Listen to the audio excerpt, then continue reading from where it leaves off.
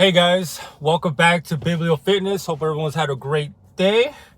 So today I just wanted to give out a quick idea, something that's been kind of repeating in certain podcasts and books and interviews of historians as well.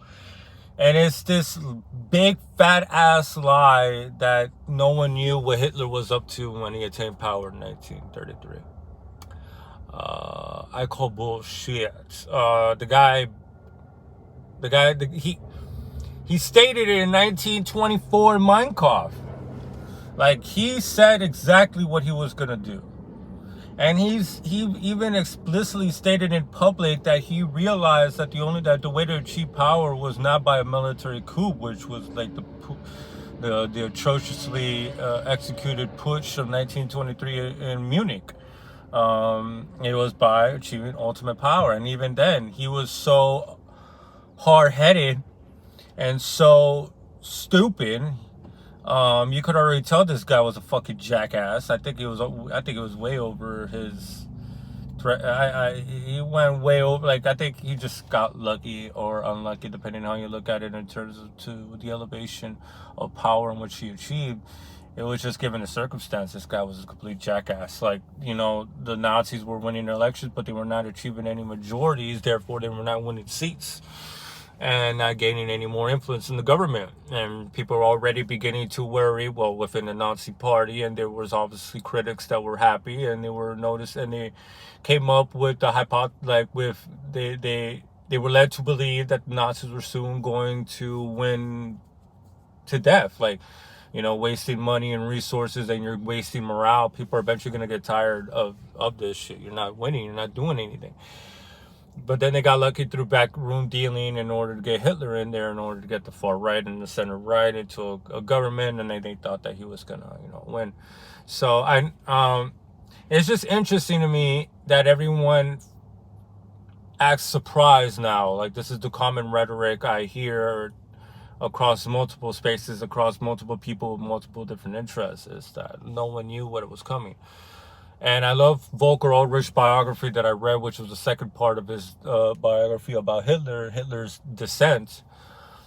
And he was talking about that, how leading up to the war, or leading up to election, a lot of foreign investment really immediately fled the country, because everyone was suspicious as to how he was going to how he was going to coordinate with the business class, with the merchant class. He really was all about state socialism, economic socialism, like, having state really run everything.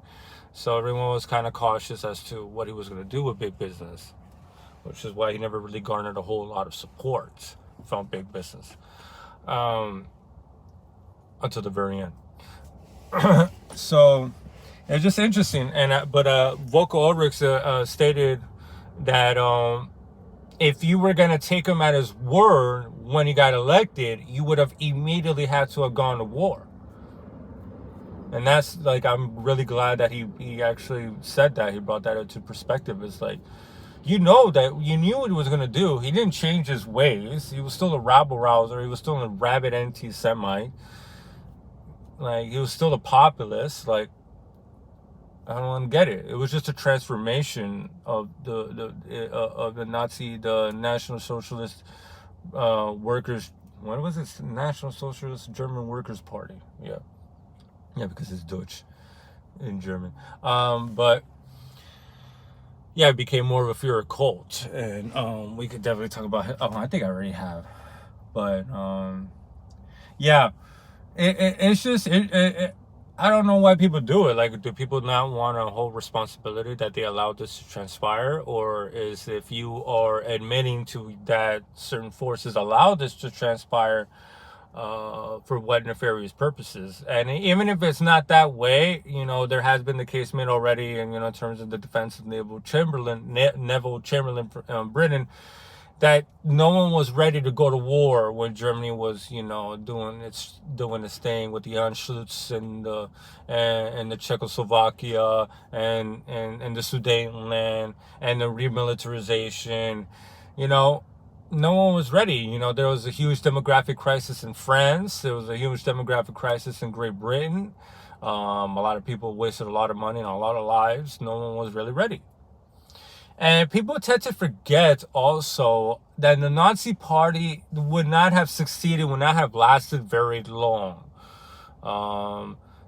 They built everything on credit with the rapid militarization. You know, they got this guy fired. I forgot his name, but he was basically warning everyone like, yo, like, we can't do this. Like, we can't afford all this armament and industry. We don't have the capital. We don't have the resources to pull this off. So they were basically just ransacking everywhere because they just basically had to. They had to acquire as many resources to keep the war effort going because Germany is not very resourceful. Germany is actually strategically in a very fucked situation, being in the middle of a fucking continent, landlocked, and not very defensible, which is why they've always been a very offensive-minded country, because what the hell are you supposed to defend in Germany, and especially around Prussia and Berlin? Well, not Prussia anymore, but Berlin is just hills and flat plains.